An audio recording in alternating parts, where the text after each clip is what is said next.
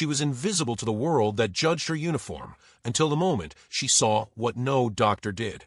In one act of courage, she turned prejudice into purpose, and saved a life that would change her own forever. The sound of clattering dishes and muffled jazz filled the air like a heartbeat Nia Carter had learned to move with.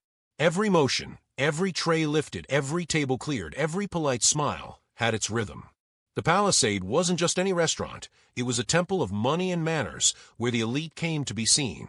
But for Nia, being seen was the last thing anyone ever allowed. She moved between the polished tables like a ghost in black and white. Her pressed uniform bore faint starch lines from years of wear, and though she smiled at every guest, her eyes carried the quiet fatigue of someone used to fading into the background. The guests' laughter rose and fell like tides she was never invited to swim in. It was 5:42 p.m., her second double shift this week. Her feet burned through thin soles, but her posture stayed perfect. Because in places like the Palisade, one misstep could cost a paycheck. "Carter." Marcus Reed's voice carried from behind the bar. His broad shoulders leaned against a rack of crystal glasses, and his tone was part warning, part care. "You're running behind on table 12. Caldwell reservation. Don't keep them waiting." Nia nodded, swallowing the sigh that rose in her chest. Caldwell. The name rang familiar. The Caldwells were the kind of people whose lives existed in headlines. Robert Caldwell, tech billionaire, and his wife Victoria, a figure in every social column. Tonight, they were hers to serve. As she passed the mirror lining the hallway, she caught a glimpse of herself, eyes dark and alert, a hint of worry forming between her brows. "Smile, girl," she whispered under her breath, a ritual she learned to survive the small indignities. Then she pushed through the doors into the main dining hall. The chandelier light hit her like stage lamps. The Caldwells were already seated, Victoria with her diamond earrings catching the glow, Robert with a phone still in hand. Between them sat a boy, maybe 10 or 11, stirring his lemonade with half interest. His eyes, pale and distant, drifted to Nia when she approached. "Good evening," she began softly. "Welcome to the Palisade." "My name's Nia Albi," Victoria cut her off with a practiced smile that didn't touch her eyes. "Water with lemon for me. He'll have the tasting menu. No nuts, no dairy, no processed anything." She waved her manicured hand dismissively. "You have that down, yes?" "Yes, ma'am," Nia said, voice steady, pen gliding across her notepad. The boy coughed, a small, tight sound that made Nia glance up. She noticed a bluish tint around his lips. Maybe lighting, she thought. Or maybe not. "Are you okay, sweetheart?" she asked before she could stop herself. Victoria's eyes snapped toward her, sharp as cut glass. "He's fine." Nia nodded quickly, stepping back. "Of course. I'll get your drinks right away." She turned, but her chest tightened with unease. There was something about that boy's color, the slow way he held his cup, the slight tremor in his fingers. It reminded her of the medical charts she studied in her nursing classes, of an elderly man she'd once seen faint mid-meal because no one noticed the signs. Her grandmother's words echoed in her mind. "Baby, God gave you eyes for more than just seeing. He gave you sight." But sight didn't pay rent. And in this restaurant, sight could get her fired. The night thickened as guests poured in, wine glasses chiming, laughter bouncing off marble. The staff moved like clockwork, Marcus directing from the sidelines. He caught Nia's worried glance toward table 12. "What's up?" he whispered as she passed. "The kid at the Caldwell table." "Something don't sit right with me," she murmured. Marcus frowned. "You mean the pale one?" "Yeah." His lips looked blue. "I seen that before, oxygen thing maybe." Marcus shook his head, voice low. "Nia, please. Don't." Last time somebody said something about a guest's kid, corporate nearly fired the whole shift. "Just keep your head down, all right?" She nodded, but her heart didn't agree. When she returned to table 12, the boy was resting his head against the table edge, his fork untouched. Robert was laughing on a business call. Victoria was scrolling through her phone. Nia leaned in slightly, lowering her voice. "Sweetheart, you feeling okay?" He blinked slowly. "Tired." "Ethan," Victoria snapped, "sit up straight." The boy obeyed, forcing a weak smile. Nia backed away, the unease in her chest now a steady drumbeat. She carried their plates to the kitchen, but her thoughts followed her like shadows. Inside, the air was thick with steam and spice.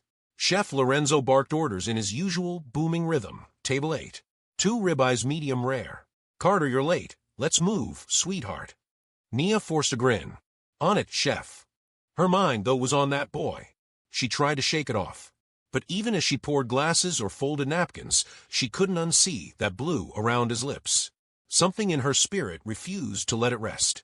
By the time the Caldwells' main course arrived, the restaurant had quieted into its evening hum. Jazz swelled softly through the speakers. Victoria dabbed her lips with a napkin, while Robert finally put his phone away to glance at his son. "Eat up, Ethan," he said, though his tone was more command than care. The boy tried, but his hands trembled. Nia saw it again, the tremor, the pallor, the way his chest rose shallowly. It wasn't just fatigue. It was medical. Serious. She hesitated, gripping her notepad. "Say something," her mind urged. "You know what you're seeing." But the other voice, the one that carried every experience of being silenced, dismissed, talked over, held her back. "And if you're wrong? If they say you're overstepping?" Her breath caught. She looked toward Marcus, who was stacking glasses near the bar. He met her gaze, reading the storm behind it, and subtly shook his head. "Not here. Not now." The decision weighed on her like lead. Invisible hands, her grandmother's, her own conscience, pressed against her shoulders. When she clocked out that night, it was past midnight. The city air was cool, smelling of rain and oil. Nia wrapped her thin jacket tighter and waited for the bus beneath the flickering streetlight. She thought of the boy's lips, his faint pulse. She thought of her grandmother again, the one who'd raised her on prayers and practicality. Compassion is a calling, Nia. It don't wait for permission. Nia's eyes lifted toward the night sky, clouded and dim, and for a long moment she wondered if she had failed hers. Her phone buzzed, a text from Marcus. "You did good tonight. Try to rest. Don't think too much." She smiled faintly, but didn't reply, because the truth was she couldn't rest. Something told her the story of that boy wasn't finished. The next morning, the Palisade gleamed with the same rhythm, crystal light, polite smiles, the scent of coffee and polish. Nia stepped in weary but focused, ready to start another shift. "Carter," Marcus called. "You're back already?" "Bills don't rest," she said with a faint grin. He laughed softly, shaking his head. But before they could continue, a voice from the lobby froze them both. "Excuse me," said a tall man in a dark suit, one of the Caldwells' drivers. His expression was grim. "You were the waitress last night, right? For the Caldwells." Nia blinked. "Yes, sir." The man hesitated. "Mrs. Caldwell wanted me to thank you for your concern last night." Her heart skipped. "Is Ethan okay?" The driver's jaw tensed. "He's in the hospital. Collapsed this morning. They're running tests." Nia's breath caught. The words struck her like a blow. Her vision blurred for a moment, not from shock, but from the ache of knowing she had seen it coming. Does she need anything?" she asked softly. The man shook his head. "No, but Mrs. Caldwell said to let you know. The doctor said you might have saved his life if you'd spoken up sooner." The driver left. Nia stood frozen, the weight of invisible hands pressing down on her again, this time heavier than ever. She whispered to herself, voice trembling, "God, what am I supposed to do now?" Marcus stepped beside her, seeing the storm in her eyes. "What's wrong?" But Nia didn't answer, because in that moment, something within her shifted, resolve replacing fear. She had spent her whole life unseen, unheard, but she wouldn't let her silence cost a life again. The world could overlook her uniform, her skin, her place, but not her sight. And somewhere deep inside, she knew this was only the beginning.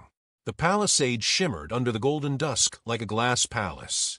Tonight, its chandeliers seemed to burn brighter, its guests louder, its air thicker with perfume and pride. Nia tied her apron tighter, the soft tremor in her hands hidden behind habit. Her reflection in the service window showed a woman holding herself together, barely. Marcus passed behind her, adjusting his tie. "Big night," he murmured. "Caldwells are back." Nia froze. "They're what?"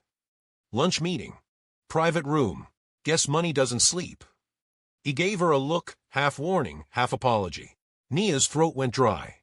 Images from last night flashed in fragments. The boy's trembling hands, the blue lips, the driver's words, collapsed this morning. She hadn't stopped thinking about it. The guilt lingered like smoke. Still, duty called. She straightened, whispered a small prayer under her breath, and carried the silver pitcher toward the VIP dining suite. Inside, the atmosphere was quieter, intimate. Victoria sat alone at the table, face pale beneath her polished composure. Her phone rested screen down beside a half-empty cup of tea. The silence between them was heavy enough to crush conversation. "Mrs. Caldwell," Nia said softly, "it's good to see you again." Victoria looked up. Her eyes were rimmed red, though her voice came smooth. "Is it?" Nia hesitated. "How's your son?" Victoria exhaled, eyes dropping to her cup. "Stable. They said he had something congenital. Heart-related. A beat. He's lucky." Nia nodded slowly. "I'm glad he's okay." Victoria's gaze flicked toward her, cold, then uncertain. For the first time, the woman's pride faltered. "The doctor mentioned something about signs. Said someone could have noticed. You saw, didn't you?"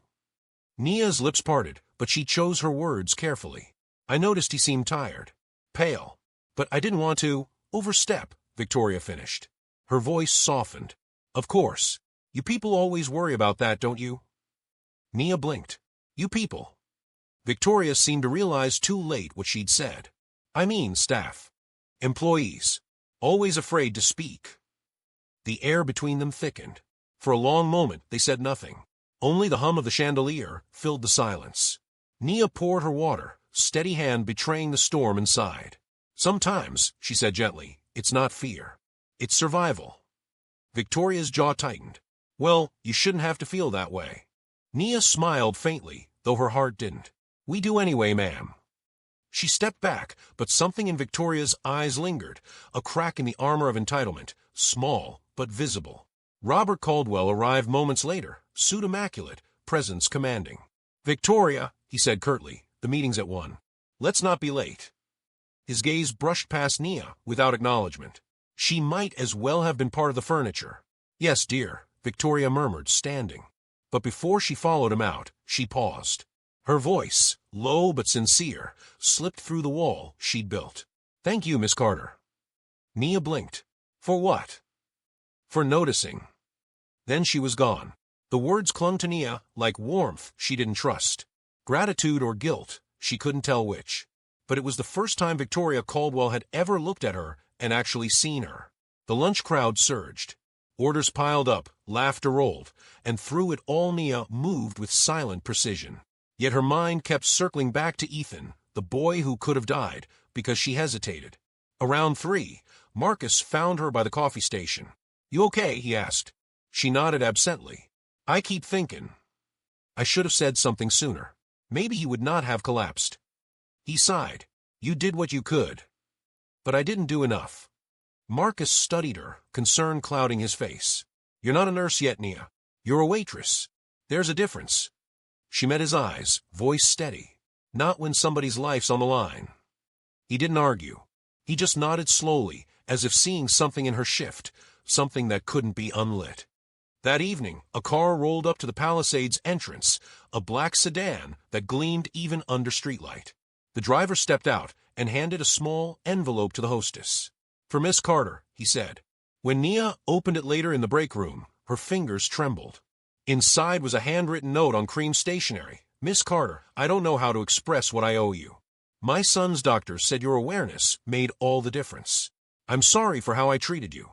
Please accept this as a gesture of gratitude." Victoria Caldwell folded inside was a check. $10,000. Nia stared at it as if it might burn her. Around her, the laughter of co-workers filled the air, oblivious. Marcus walked in, took one look, and whistled low. "That's a lot of zeros." She handed it to him. "I can't take it." "Why not?" "Because it don't change nothing. She still sees me as the waitress who got lucky, not the woman who knew what was wrong." Marcus leaned against the counter. "Maybe it's not about how she sees you. Maybe it's about what you'll do with it." Nia folded the check carefully and tucked it back into the envelope. "Then I'll hold on to it until I know what right looks like."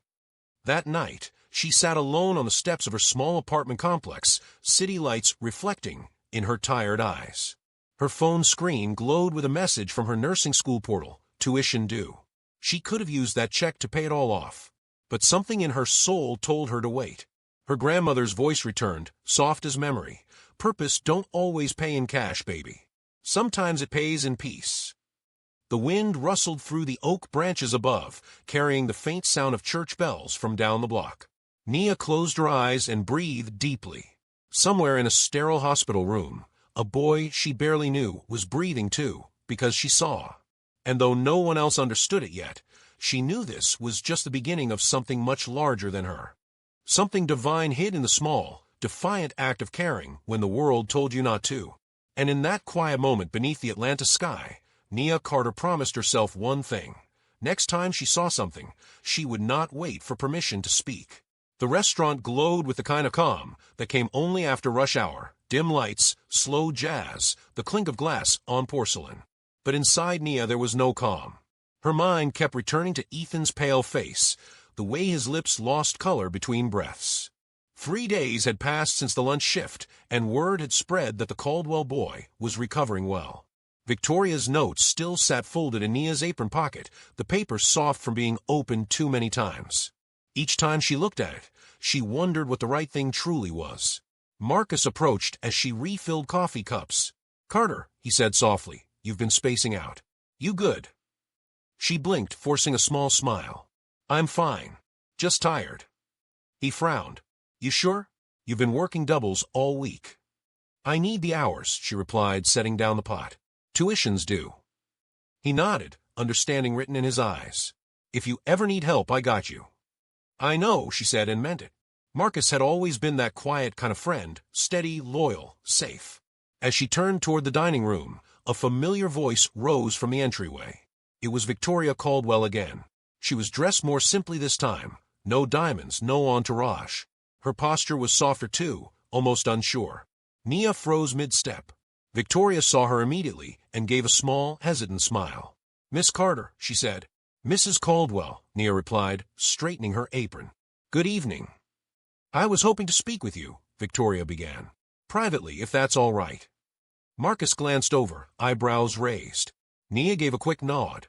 "We can step into the lounge." Inside the quiet lounge, Victoria clasped her purse like it held her nerves. "I came to tell you that Ethan's home now," she said. "He's doing much better." "I'm glad to hear that," Nia said softly. Victoria nodded. "He keeps talking about you. Said you looked at him like you could see something nobody else did. You know, the doctor said if it had been much longer," her voice faltered, emotion breaking through the polished mask, "he could have died." Nia's heart ached at the words. "I'm sorry, ma'am," she whispered. "I wish I'd spoken sooner." Victoria looked up, eyes glistening. "You did what you could. You shouldn't have to apologize for saving my son." Nia blinked in surprise. For the first time, Victoria's tone wasn't patronizing. It was human. But then her voice shifted again, lower, uncertain. "Robert doesn't like all the attention. The story's starting to spread. Someone at the hospital must have leaked it. We'd appreciate it if you kept quiet, just until things settle." Nia felt her stomach tighten. "You want me to stay quiet?" "Only until the press moves on.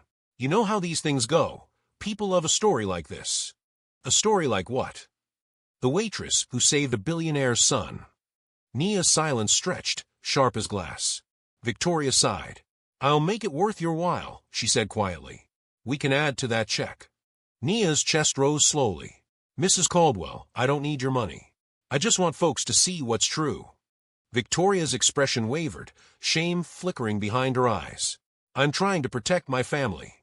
"And I'm just trying to live with my conscience," Nia said softly. Victoria stood, gathering her purse. "You're a remarkable woman, Miss Carter. I hope you understand this isn't personal." "It never is," Nia murmured. When the door shut behind her, Nia sat in the quiet, her heart pounding with something stronger than anger, resolve. Later that evening, as she walked home, the city lights shimmered across the wet pavement. She passed the hospital on the corner, the same one where Ethan was recovering. Something drew her inside. The front desk nurse looked up. "Can I help you?" Nia hesitated, then said, "I'm here to check on Ethan Caldwell." The nurse smiled faintly. "Family?" Nia shook her head. "No, ma'am. Just someone who cares." The nurse hesitated but eventually nodded. "He's in recovery, room 214. Visiting hours are ending soon." Nia stepped softly into the sterile hallway. Machines beeped faintly. The smell of antiseptic filled the air. When she reached room 214, the door was cracked. Inside, Ethan lay asleep, his chest rising evenly. A nurse adjusted the monitor, smiling kindly at Nia. "You're the waitress, aren't you?" "How'd you know?" "His mom mentioned you. Said you saw something she didn't." Nia swallowed. "I didn't do much." The nurse shook her head. Sometimes the smallest sight saves the biggest life. Nia stood there for a long time, watching the boy breathe. The hum of the machines felt like rhythm, like reassurance. She whispered a quiet prayer, thanking God for second chances. When she left, her phone buzzed, a message from Marcus. "You okay?" Heard Caldwell's wife stopped by again. She smiled faintly, typing back, "Yeah, just making sure the boy's all right." A pause, then another message came through. "Be careful, Nia. You don't want to get caught between rich folks and their secrets." Her fingers hovered over the screen, then she replied, "I ain't caught, Marcus. I'm called." The city air hit her face as she stepped outside, cool and sharp. She could feel the change coming, subtle but certain, the kind that started as a whisper and grew into something that couldn't be ignored. For the first time in her life, Nia Carter realized her gift wasn't just seeing what others missed, it was having the courage to act when others stayed silent. And deep down, she knew this silence, the one Victoria wanted her to keep, wouldn't last long. The Saturday rush hit the Palisade like a wave, expensive perfume, flashing smiles, laughter that tried too hard.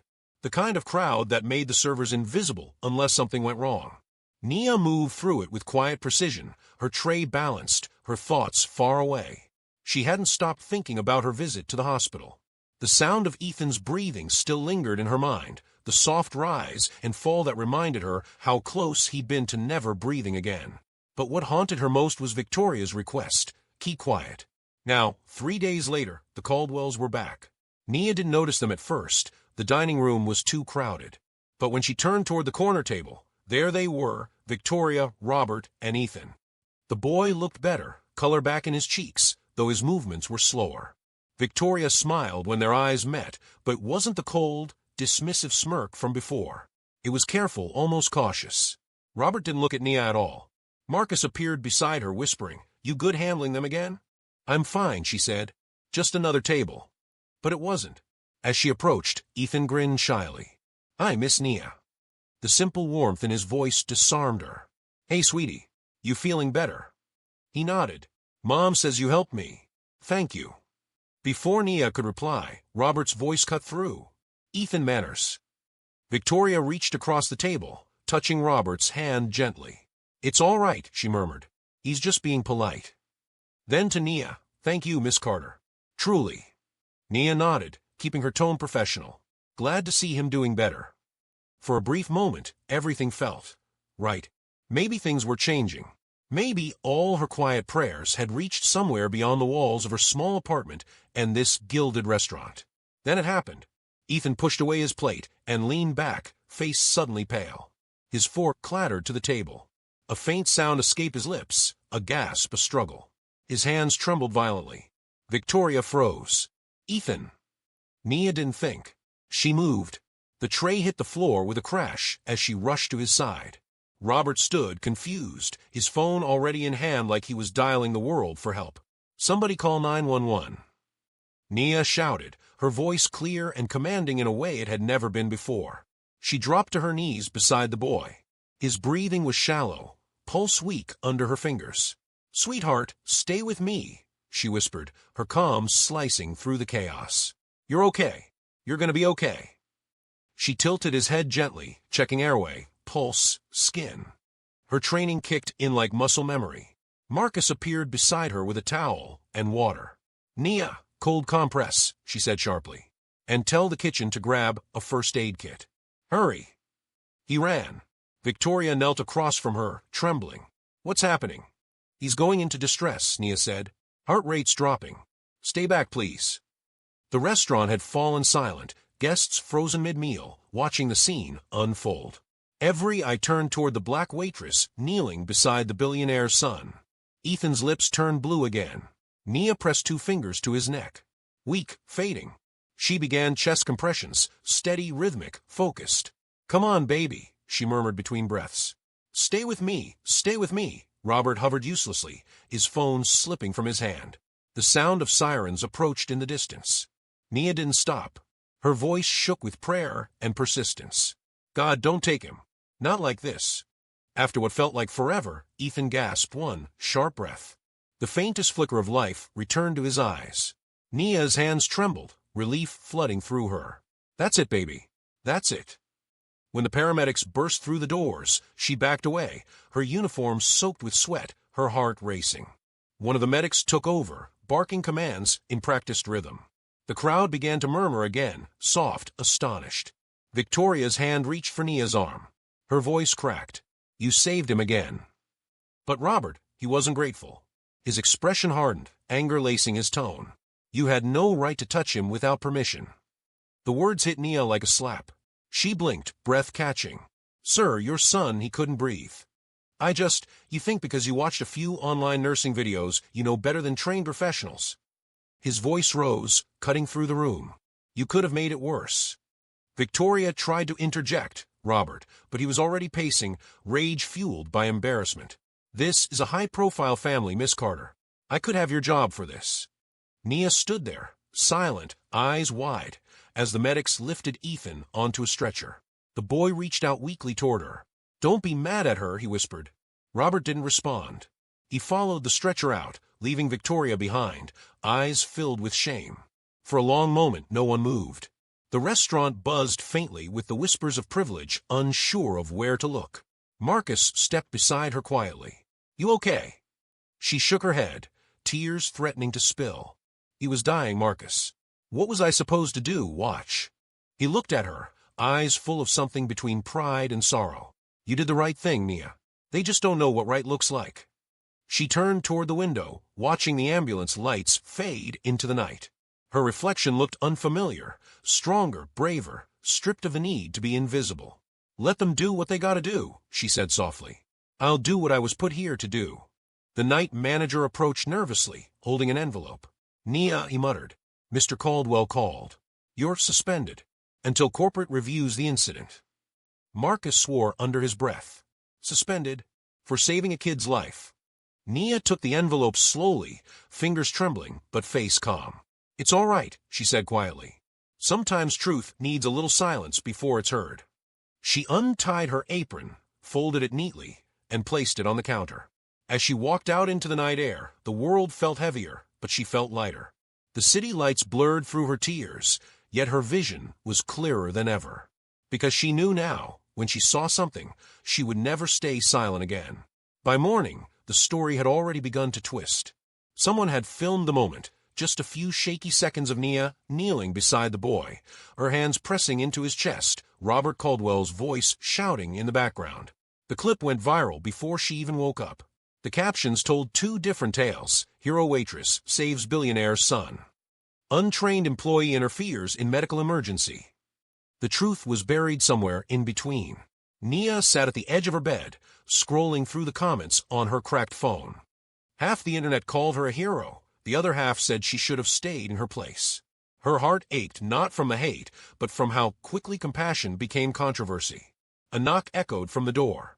Marcus stood there, face tight with worry. You see the news? She nodded. Can't unsee it. They're dragging your name through it. Caldwell's PR team's spinning the story, saying you panicked and made things worse. Her stomach turned. Made things worse? He was dying. I know, Marcus said, stepping inside. But that family's power runs deep. Money buys stories, Nia. Truth's got to walk. She exhaled slowly, eyes stinging. Then let it walk. I ain't chasing it. He reached into his jacket and pulled out a letter. From the restaurant.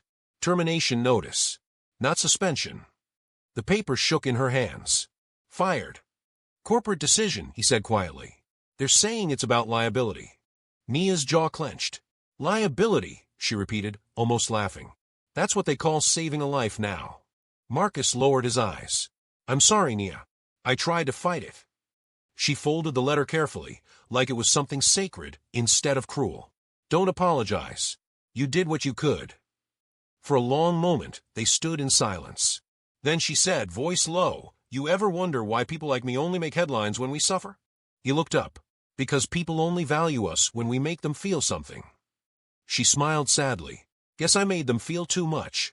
By afternoon, news vans gathered outside the Palisade. Reporters crowded the steps, hoping for a glimpse of the waitress everyone was talking about. Inside, Nia's name was already erased from the schedule board. Victoria Caldwell arrived through a side entrance, face hidden behind sunglasses. She found Marcus near the bar. "Is Miss Carter here?" "No," he said flatly. "You and your husband made sure of that." Victoria flinched. "I didn't agree to this."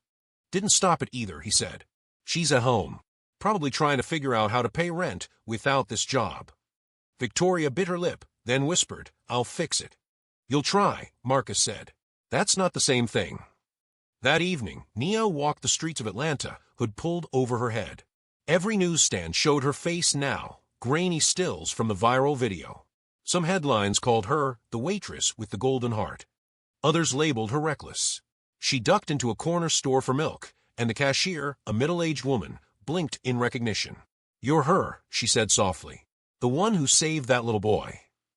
Nia hesitated. "I just did what anyone should." The woman smiled. "Not everyone does." "Bless you, baby." It was the first kind word that day, and it cracked something inside Nia's chest. She smiled back weakly and left the store, clutching the milk like it was proof she was still human. At home, her apartment was dim, the silence thick. The eviction notice on the counter stared back at her. Her landlord's patience was thinning, and now with no job, the numbers didn't add up. Her phone buzzed. Unknown number. She hesitated, then answered. "Nia Carter." "Yes. This is Detective Hall from Atlanta PD. We just wanted to follow up on the Caldwell incident." "Routine." "Did something happen?" "No, ma'am. Just some discrepancies in statements. Mr. Caldwell's version differs from yours. We'll need to get your side officially." Her pulse quickened. "I told the truth." "I'm sure you did," the detective said evenly. "We just like to have everything documented." After the call ended, Nia sat in the silence, staring at her reflection in the window, dimly lit, tired but unbroken. She whispered to herself, "They can twist my story, but they can't take my eyes." Her grandmother's voice rose again from memory. "When you see truth, you don't blink. You let the world do that." 2 days later, she walked into the police station alone, shoulders straight. Reporters waited outside, flashing cameras, shouting questions. "Miss Carter, do you regret intervening? Did the Caldwells threaten to sue? Were you trained in CPR?" She ignored them all, her footsteps steady. Inside, Detective Hall greeted her kindly, but she could see the weight of public opinion in his expression. He offered her a seat. "Miss Carter, off the record, you did the right thing." "Then why does it feel like punishment?" He sighed. "Because you embarrass powerful people. And power hates being reminded it can bleed." Nia nodded slowly. "Then maybe it needs to." That night, the internet found its voice again. Someone leaked the full restaurant security footage. No edits, no headlines, just truth. It showed Nia acting with precision, calm under pressure, saving Ethan before the ambulance arrived. It also captured Robert Caldwell's anger, his accusations, his threat to fire her. The clip exploded across social media. The world saw everything. By dawn, hashtags flooded timelines. The world that had judged her uniform was now shouting her name. In her tiny apartment, Nia sat on the floor, watching the news anchors debate her story. The same people who once dismissed her were now using her image to sell empathy. Her phone buzzed again. "Marcus, you seeing this? The truth's out." She smiled through tired tears. "Told you. Truth walks slow, but it gets where it's going to." Outside her window, the city lights glittered against the night sky. For the first time in days, Nia didn't feel invisible. She felt seen. But deep down, she knew this wasn't over. The story wasn't finished. Truth might walk, but redemption, that ran on its own time. Morning light crept through thin curtains, brushing against Nia's tired face. She hadn't slept. Her phone kept buzzing all night, calls from journalists, texts from strangers, requests for interviews. Her name was everywhere now. Her neighbor, Mrs. Ellis, knocked on the door holding a newspaper. "Baby, you in the Times," she said proudly. "They callin' you a hero." Nia smiled faintly. "Hero's just a word people use before they forget your name." Mrs. Ellis patted her hand. "Maybe, but God don't forget." After she left, Nia sat alone at the kitchen table, staring at the headline, "Waitress's Quick Action Saves Caldwell Heir." The picture beneath it showed her mid-action, focused, fierce, alive. She looked nothing like the invisible woman she'd been weeks ago. Her phone rang again. "Marcus, you're trending on every channel," he said. "Even talk shows. Folks are finally giving you your flowers." "Flowers don't pay rent," she replied, though a soft laugh escaped her lips. "Maybe not, but they open doors. Reporters want to talk to you. You should speak up, Nia. Set the record straight." "I don't know, Marcus. Talking don't fix hearts. Action does." "Then let your words be the action." Before she could answer, another call came through. Unknown number. "I'll call you back," she said and picked up. A familiar voice filled the line. "Miss Carter, it's Robert Caldwell." Nia froze.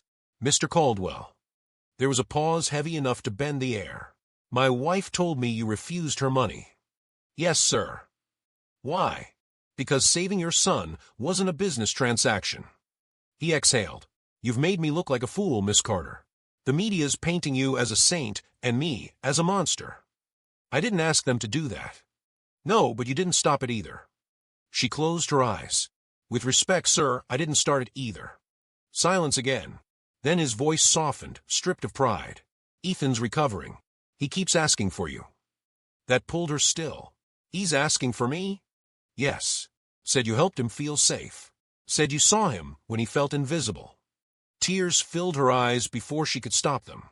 "I'm glad he's all right." Robert hesitated. "I'd like to meet. No cameras. Just us." "I don't want your apology," she said. "Good," he replied. "Because I'm not offering one. I'm offering an understanding." After a long pause, she said quietly, "All right." They met later that afternoon in a quiet park near Piedmont Avenue. Autumn leaves drifted across the bench where Nia waited.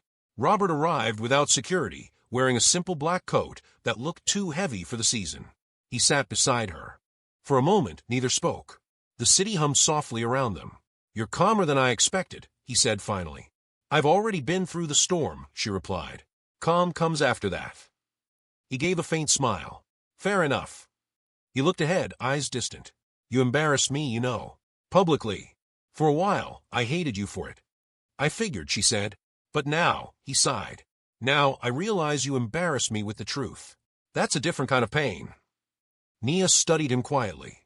"Truth don't mean to hurt. It just don't hide." He nodded slowly. "You saved my son's life. Twice. And instead of thanking you, I punished you for it." His voice faltered. "That's not something I can buy my way out of." "You can't," she agreed. "But you can do something better." He turned to her. "What's that?" "Help someone else see what I saw. People like me, we notice things. We care. But we don't always get the chance to act." He frowned, thinking. "You mean opportunity?" "Exactly. Scholarships. Training. For workers who want to move up in healthcare. People who got heart but not away." He nodded, quiet for a moment. "You think that'll make up for what I did?" "No," she said softly. "But it'll make sure what happened to me don't happen again." He looked down, hands clasped. "I'll talk to my foundation." "You'll start one," she corrected gently. "A real one. And not just for me, for all the invisible hands that hold this city together." For the first time since meeting her, Robert Caldwell didn't argue. He simply nodded, humbled. That night, a statement appeared online from Caldwell Enterprises. "We are partnering with local health institutions to launch the Nia Carter Fellowship, a program supporting aspiring nurses and emergency responders from underserved communities. Inspired by one woman's courage to act when others looked away." The announcement exploded across the internet. News anchors praised it. Talk shows debated it. But Nia didn't watch any of it. She stood outside her apartment building under the evening sky, watching children play in the streetlights. Marcus found her there, breathless from running. "You seen it?" he asked, grinning. "They named it after you." She smiled softly. "A name's just a word. But maybe this one'll open doors for somebody." He chuckled. "You realize you just changed everything, right?" Nia looked up at the stars. "Nah. I just reminded folks that even invisible hands can heal what the world's too blind to see." The next morning, her phone buzzed again. A text from an unknown number. "Thank you for saving me. Ethan." Nia smiled through fresh tears. She typed back slowly. "Thank you for reminding me why I was meant to see." As the sun rose over Atlanta, painting gold across the city's skyline, Nia Carter felt something she hadn't in a long time. Peace. Truth had walked, slow but sure, and it had finally found her doorstep. Rain tapped gently against the window pane as Nia folded freshly washed scrubs on her small kitchen table. The air smelled of detergent and determination. It had been 3 weeks since the Nia Carter Fellowship was announced, and life was starting to feel steady again, different but steady. She'd enrolled full-time in nursing school, working part-time as a patient liaison at Grady Hospital. Her name was still circulating in news cycles, though less loudly now. The world had moved on to its next story. But she didn't mind. She preferred the quiet. A soft knock at the door pulled her from her thoughts. She frowned. It was late. When she opened it, Robert Caldwell stood there, holding an umbrella, and looking like a man who hadn't slept well in weeks. "Mr. Caldwell," she said, surprised.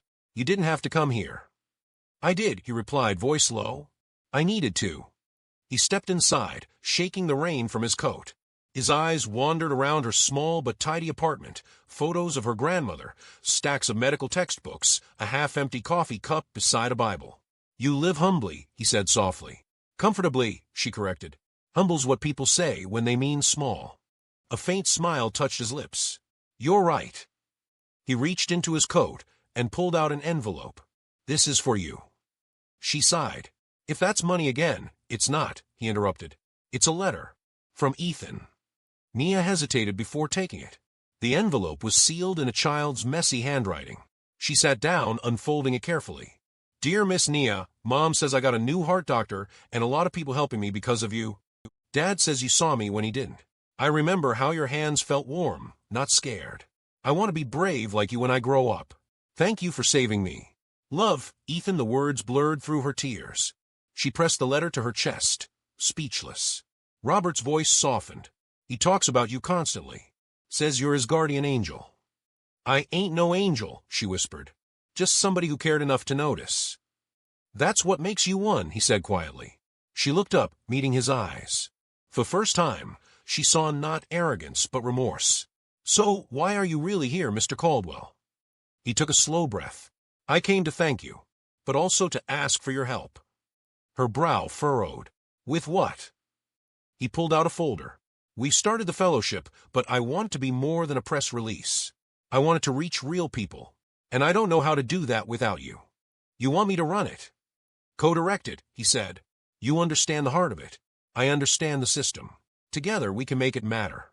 She leaned back, stunned. "You want the waitress you fired to work with you?" He nodded slowly. "I want the woman who saved my son's life and gave mine purpose." Nia let the silence stretch between them. "You sure about that? I don't exactly fit your boardroom image." Robert smiled faintly. "Maybe the image needs changing." Her eyes softened. "All right then. But if I'm doing this, it's got to be real. Scholarships, medical training, community health fairs, not just photo ops. You'll have full control," he promised. "And my funding." She thought for a long moment, then extended her hand. "Then we have a deal." He shook it, relief visible in his posture. "You've got yourself a partner, Miss Carter." The months that followed were a whirlwind. The Nia Carter Fellowship became more than a headline. It became a movement. Applications poured in from across the country. Single mothers, veterans, janitors, waiters, all people who'd been overlooked but never gave up on compassion. Nia worked tirelessly, often from sunrise to midnight. She spoke at community centers, organized health drives, and mentored students who reminded her of herself. Each time she looked into their hopeful eyes, she saw her grandmother's wisdom reflected back. Compassion ain't a career, it's a calling. One evening, after a long day at the Foundation's new office, Robert stopped by her desk. "We got our first scholarship recipients confirmed," he said. "All local. All inspired by you." Nia smiled, exhausted but glowing. "It's not about me. It's about what we're building." Robert nodded. "You've taught me something I never understood before." "What's that?" "That saving someone's life doesn't end when their heart starts beating again. It ends when you help them live differently." Nia looked at him, eyes warm. "Maybe that's how redemption works too." He smiled faintly. "Then maybe I'm still learning." That night, when Nia returned home, she placed Ethan's letter on her nightstand beside her nursing textbooks. She traced the child's handwriting one last time, whispering a quiet prayer of gratitude. Outside, the rain had stopped. The moonlight spilled through the window, washing the room in silver. For the first time since everything began, Nia felt peace. Not the fragile kind that depended on quiet, but the strong kind that came from purpose. She glanced at her phone. Another text from Marcus. Heard you making moves with the Caldwells. Proud of you, Nia. She smiled, typing back. Not moves. Just healing what's broken. Then she turned off the light, whispering into the dark. Thank you, Lord, for letting me see. Outside, thunder rumbled one last time in the distance, not as warning, but as applause. The day of the press event arrived like a sunrise Nia didn't expect to see. The new Nia Carter Fellowship headquarters gleamed with glass and promise in downtown Atlanta. Banners waved softly in the morning wind, gold lettering shining across navy cloth. Healing begins with compassion. Inside, the lobby buzzed with cameras, reporters, and community leaders. For once, Nia wasn't serving the room. She was standing at its center. Her tailored navy dress fit simply, elegantly. Her hair framed a face that carried both exhaustion and grace. Marcus arrived early, grinning wide as he hugged her. Look at you, he said, from the palisade to the podium. She laughed softly. Feels strange being seen. You earned every eye on you. Before she could respond, Robert approached, dressed in his usual dark suit, but without the arrogance it once carried. Everything's ready, he said quietly. Victoria's on her way. At the mention of her name, Nia felt a flicker of tension. She's really coming. She insisted, Robert said. Said she has something to say. The press conference began at noon. Cameras flashed like lightning as people filled the seats. Medical students, community organizers, city officials. A reporter whispered to another, that's her. The waitress who saved the billionaire's son. Robert took the podium first, his voice steady but weighted. A few months ago, he began, my family experienced something that changed us. We nearly lost our son. And in that moment, a woman most of us would have overlooked did what no one else could. She saw what others didn't. He turned to Nia, his eyes soft. Because of her, my son is alive. Because of her, I've learned that compassion is the greatest form of intelligence. Applause rippled through the room. He stepped aside. It's my honor to introduce the woman who inspired this fellowship, Miss Nia Carter. The lights hit her gently as she approached the podium. Nia's fingers trembled on the microphone, but her voice came calm and strong. Thank you, she began, scanning the crowd. I used to think being seen meant being special. But now I know it just means being human. She paused. The truth is, I'm not extraordinary. I was just paying attention. We all walk past people every day who carry something unseen, pain, sickness, sorrow. Sometimes, all they need is for someone to notice. Her eyes found Marcus in the crowd, smiling proudly. This fellowship isn't about me. It's about us, the ones who work in silence, who show up, who see what others miss. The invisible hands that keep this world from falling apart. The room erupted in applause, but before Nia could step away, Victoria Caldwell rose from her seat near the front row. The crowd quieted. Cameras swiveled. Victoria approached the podium slowly, her heels clicking against marble like punctuation. Her face held no mask now, just trembling sincerity. May I say something? She asked gently. Nia nodded. Victoria turned to the audience. I came here today not as a philanthropist's wife, but as a mother. Months ago, I saw my son die in front of me, and the woman who saved him was the same one I once treated as less than human. A murmur rippled through the room. Victoria's voice wavered. I want to apologize. Publicly. To you, Miss Carter.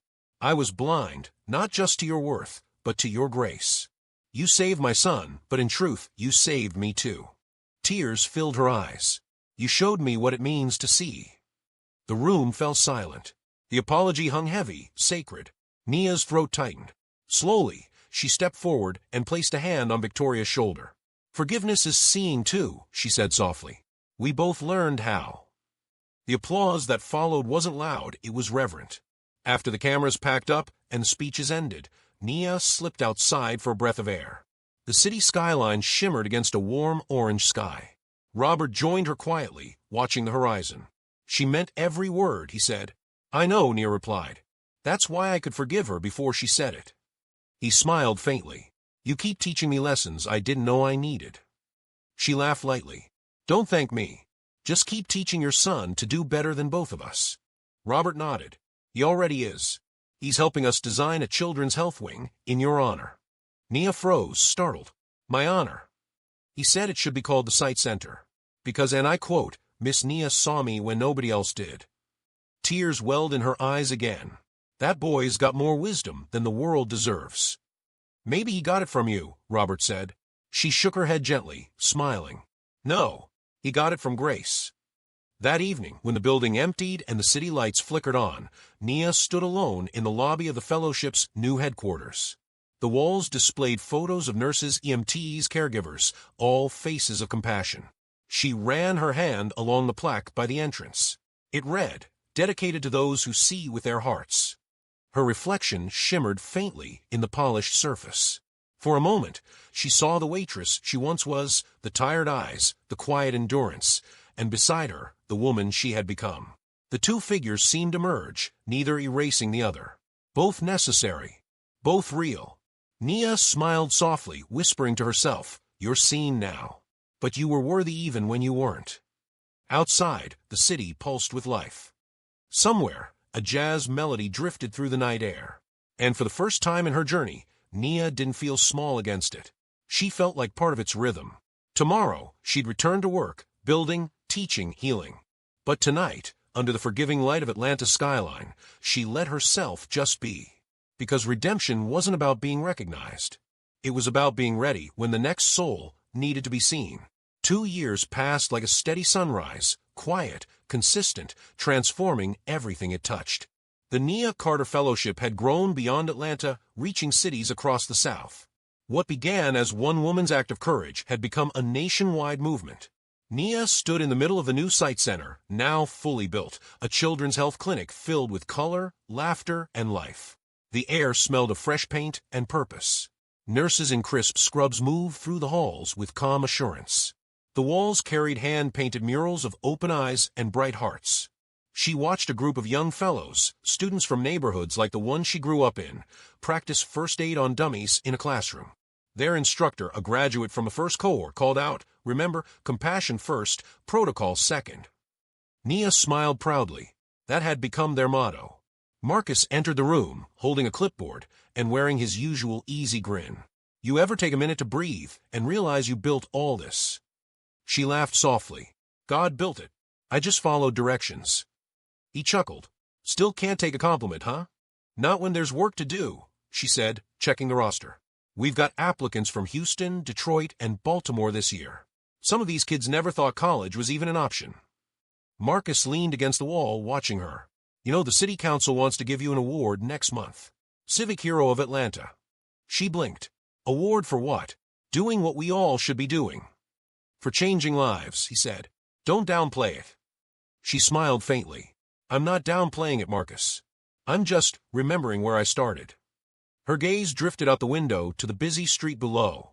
She still passed the Palisades sometimes, the restaurant that once defined her invisibility. It had new ownership now, new faces. But every time she walked by, she whispered a silent blessing over it.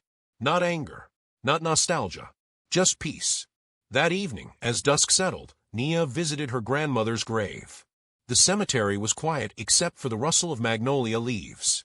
She placed a small bouquet of lilies by the headstone and knelt. Hey, Grandma, she whispered. You were right again. Sight really is a gift. She chuckled softly. You'd laugh if you saw where I'm at now. Got folks in suits calling me Director Carter. Still feels strange every time.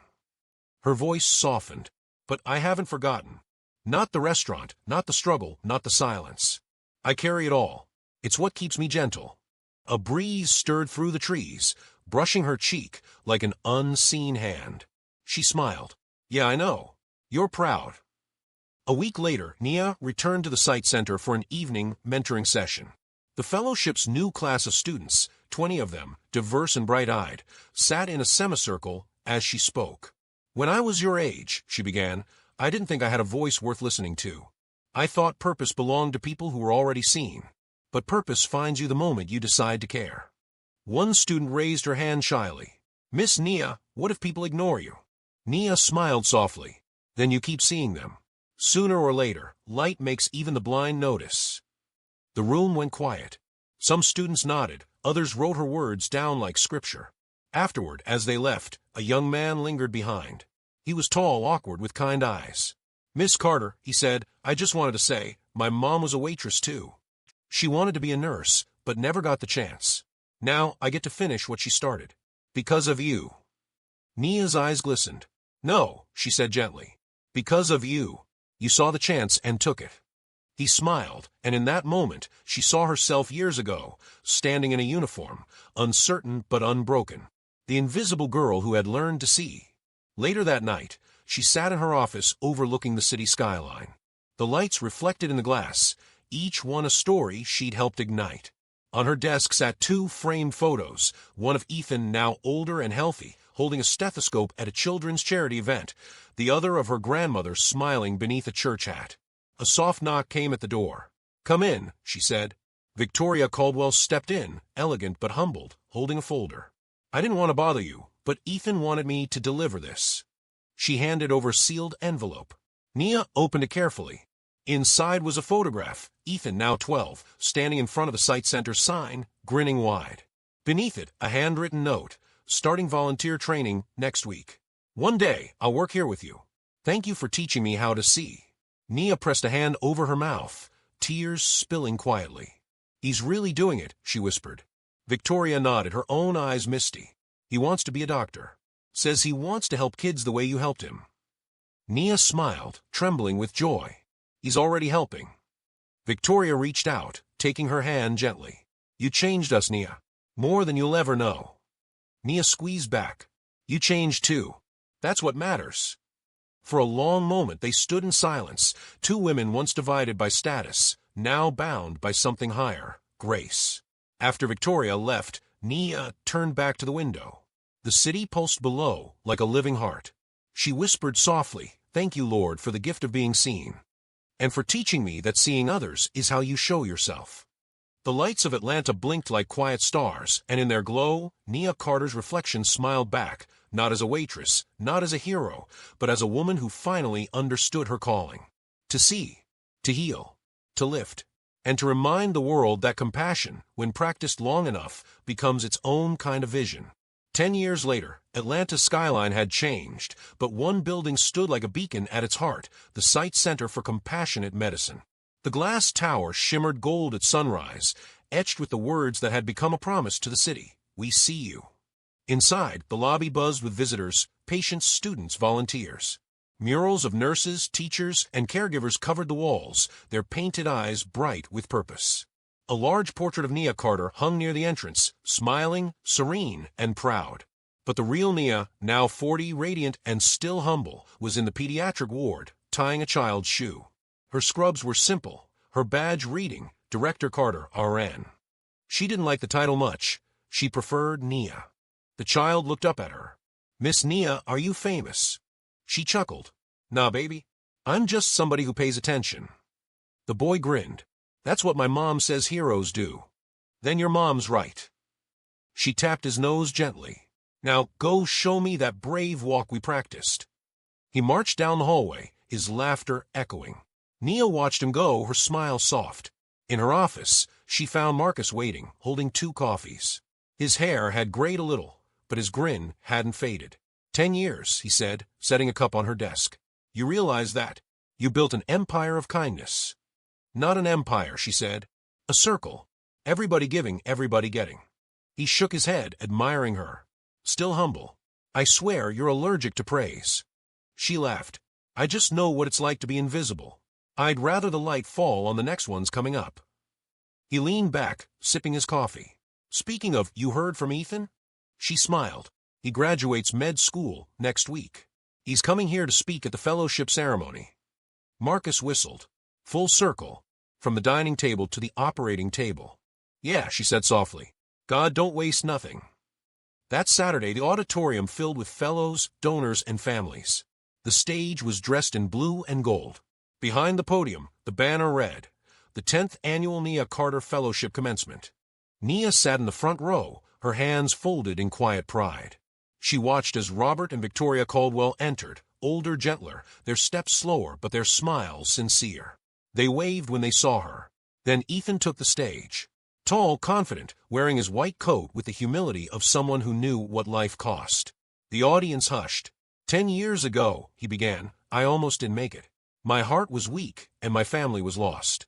But someone saw me when no one else did. He looked toward Nia, his eyes warm. She didn't just save my life. She showed me how to live it, with purpose, with compassion, and with courage. Applause filled the hall. Nia's eyes glistened as Ethan continued. This fellowship isn't just about medicine. It's about sight, about seeing humanity in every face, no matter the uniform or the title. It's about the woman who taught me that kindness is a form of justice. He turned toward her again. Miss Nia Carter, this one's for you. The audience rose, applauding. Nia stood slowly, overcome, and hugged him tightly when he stepped down. I told you you'd do greater things, she whispered. He smiled through tears. You did, Miss Nia, but only because you saw me first. After the ceremony, the crowd spilled into the courtyard under a pink and gold sunset. Laughter and music filled the air.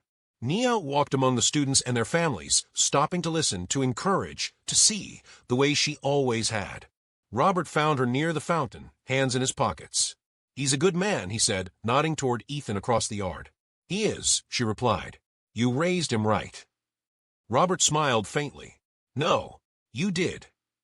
Nia chuckled. We both did. Life's a group project, remember?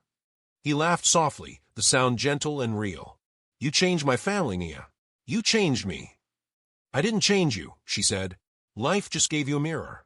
You finally looked. He nodded, eyes glistening. And I liked what I saw, thanks to you.